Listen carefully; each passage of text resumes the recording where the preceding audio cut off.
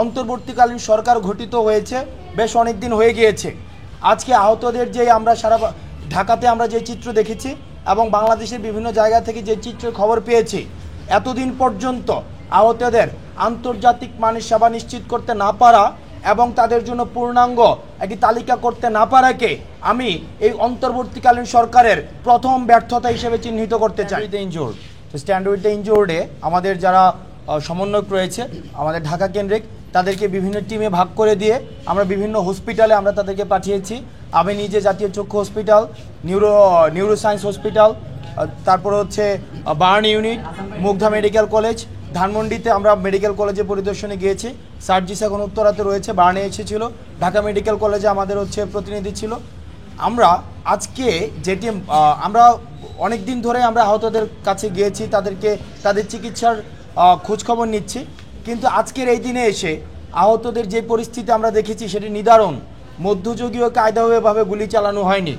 আপনারা যদি গুলির যে ধরনগুলো দেখেন সেখানে দেখবেন যে আইনশৃঙ্খলা রক্ষাকারী বাহিনী বারবার বলেছে যে তারা নন লেথাল বুলেট ইউজ করে যে তাদেরকে ডিসপাচ করার চেষ্টা করেছে, কিন্তু আপনারা যদি দেখেন যে বুলেটের যে ধরন, সেখানে আমি মনে করি ইনভেস্টিগেশন হওয়ার প্রয়োজন রয়েছে যে আসলে উদ্দেশ্যই ছিল এখানে হত্যাকাণ্ড চালানোর। অর্থাৎ হত্যাকাণ্ডের স্পষ্ট নিদর্শন আজকে আমরা বিভিন্ন আহতদের যে দেখেছি সেখানে স্পষ্ট নিদর্শন পাওয়া গিয়েছে। দ্বিতীয় যে বিষয়টি, অন্তর্বর্তীকালীন সরকার গঠিত হয়েছে বেশ অনেক দিন হয়ে গিয়েছে। আজকে আহতদের যে আমরা সারা ঢাকাতে আমরা যে চিত্র দেখেছি এবং বাংলাদেশের বিভিন্ন জায়গা থেকে যে চিত্রের খবর পেয়েছি, এতদিন পর্যন্ত আহতদের আন্তর্জাতিক মানের সেবা নিশ্চিত করতে না পারা এবং তাদের জন্য পূর্ণাঙ্গ একটি তালিকা করতে না পারাকে আমি এই অন্তর্বর্তীকালীন সরকারের প্রথম ব্যর্থতা হিসেবে চিহ্নিত করতে চাই।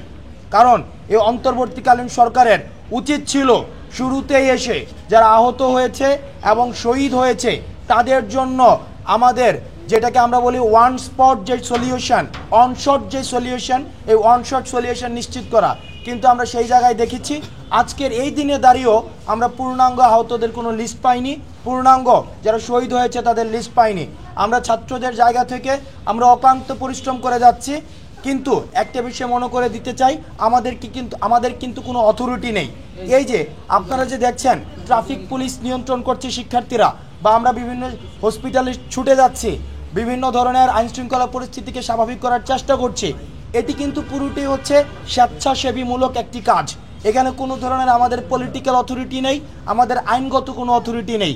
সেই জায়গা থেকে এই গভর্নমেন্টের কাজকে ত্বরান্বিত করার জন্য আমরা আমাদের জায়গা থেকে চেষ্টা করছি, কিন্তু এই অন্তর্বর্তীকালীন সরকারের যারা দায়িত্বপ্রাপ্ত রয়েছেন তাদের উচিত ছিল যত দ্রুত সম্ভব আহতদের পাশে দাঁড়ানোর ভিজিবল পদক্ষেপ নেওয়া, কিন্তু আমরা ভিজিবল কোনো পদক্ষেপ দেখিনি, যে কারণে আমরা অন্তর্বর্তীকালীন সরকারের স্বাস্থ্য বিভাগের আমরা নিন্দা জানাচ্ছি। আরেকটি বিষয়, এই সম্পূরক একটি বিষয়, সেটি হচ্ছে আমাদের এই যে সমন্বয়ক এবং সহসমন্বয়ক নিয়ে বিভিন্ন ধরনের আলাপ আলোচনা হচ্ছে বিভিন্ন জায়গায়। আমরা স্পষ্ট করে বলতে চাইছেন ঢাকা কেন্দ্রিক আমাদের বিভিন্ন যারা সমন্বয়ক এবং সহসমন্বয়ক রয়েছেন, আপনারা দেখতে পাচ্ছেন তাদের কি সারাদিন কি অক্লান্ত পরিশ্রম করছে।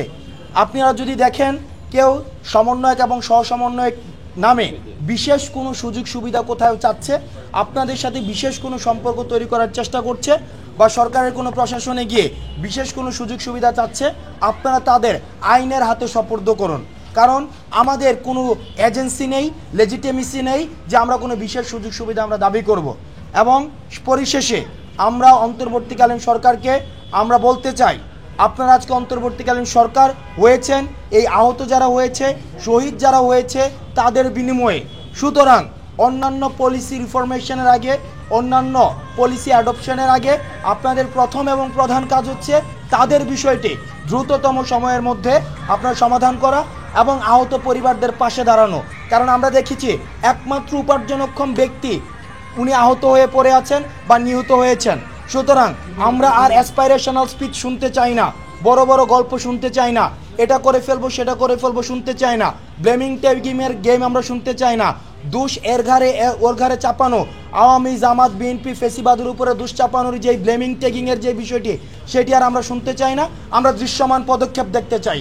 আমরা দেখতে চাই আগামী 24 ঘন্টার মধ্যে স্বাস্থ্য মন্ত্রণালয় কী ধরনের পদক্ষেপ নেয় এবং গণমাধ্যম কর্মী যারা রয়েছেন, আপনারা স্বাস্থ্য মন্ত্রণালয়ের দায়িত্ব যারা রয়েছেন, তাদেরকে 24 ঘন্টার মধ্যে তাদের দৃশ্যমান পদক্ষেপ সম্পর্কে আপনারা তাদেরকে প্রশ্ন করুন এবং জনগণের প্রশ্ন তাদের কাছে তাদেরকে করে তাদেরকে জবাবদিহিতার আওতায় নিয়ে আসুন।